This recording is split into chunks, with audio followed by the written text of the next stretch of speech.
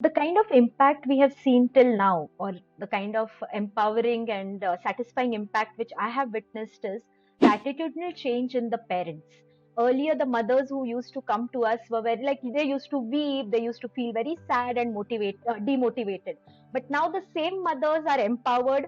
They are running their own sadhan centers. Their attitudinal change is there towards their hearing impaired children, where they have an aspiration. Yeah, my child can do something like my typical child.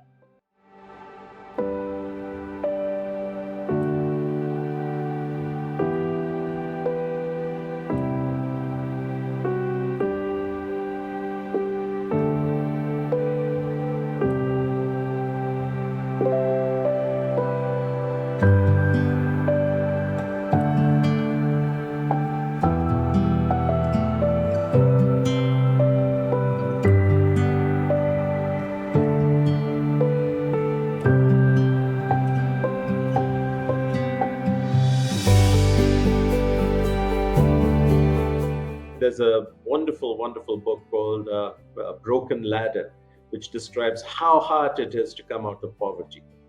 But hard as that is, if you have any significant disability, physical, mental, it's like a death sentence. So I particularly care about organizations that work with compassion with people of disabilities of all age groups. Vaani, for instance, works on the crucial issue of early childhood deafness, and they've been working at this ceaselessly for 18 years across 9 states. They've reached over 1 lakh deaf children, their parents, and family members, and helped them handle the needs of communication, learning, and comprehension.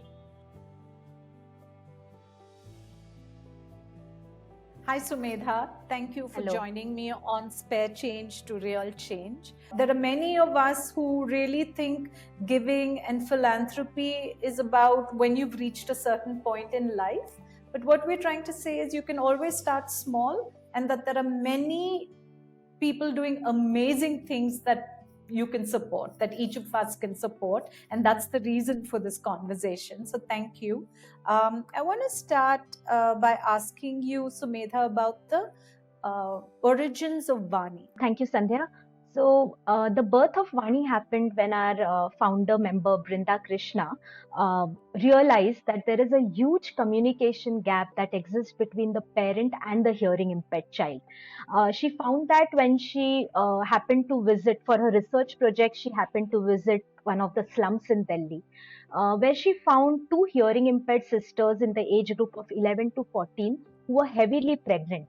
Obviously, that sight was disturbing for her, and she went to her parents, and her mother told, the children's parents said that, a few days back these girls came to us, they were bleeding, we thought they have reached puberty, but after few days their stomach started bloating, and when they were taken to the dispensary we realized that they both were pregnant.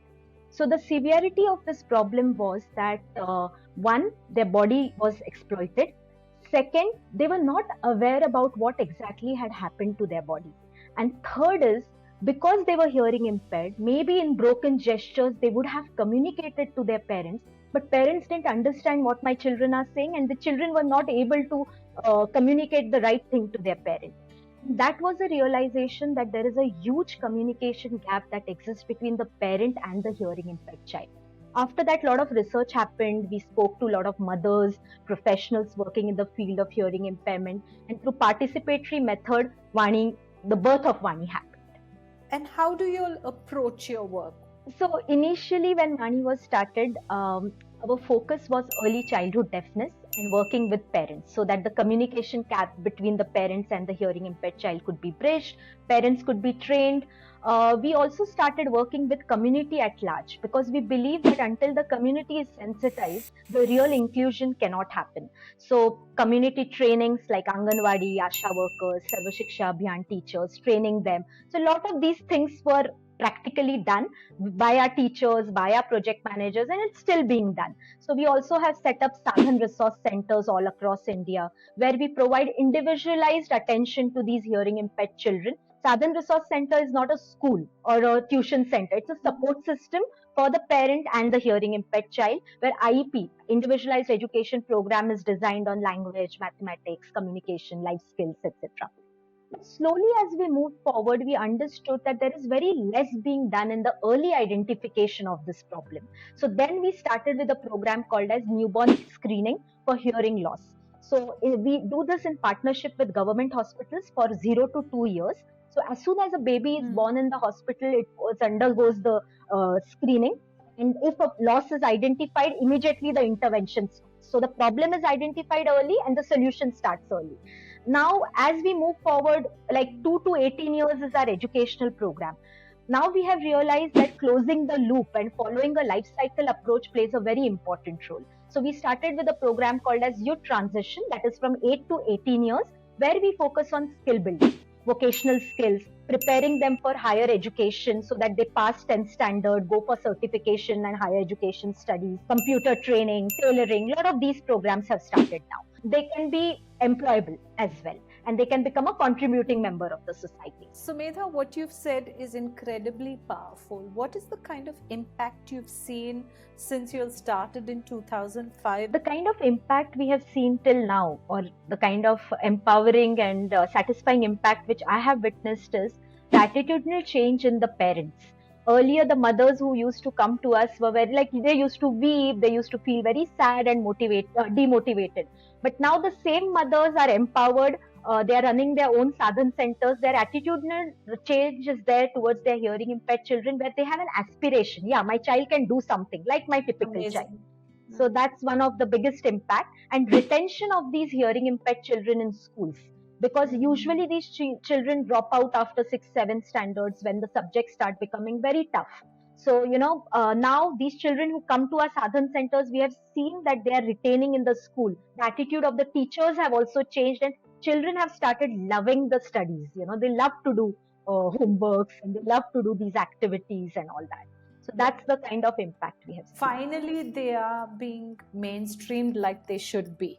They're Absolutely. not being marginalized. What does long-term scale and impact look like for Vaani?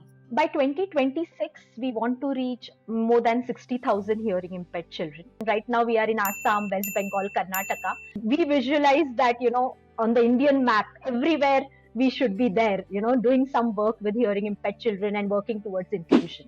But the biggest impact we would like to create is creating an ecosystem for inclusion for hearing impaired children and for parents. But more than that, for the entire community. The community needs to be sensitized, because we believe that until the community is sensitized, and the way, the lens in which they look at hearing impaired children and differently abled children, it shouldn't be empathy and sympathy. They should look at as competitive citizens. They should look at them as members who can be contributing member of the society, contribute to the economic activities. So that's the largest impact we would like to create. Why not, right? I mean, why shouldn't these children have the same opportunity that you and I have?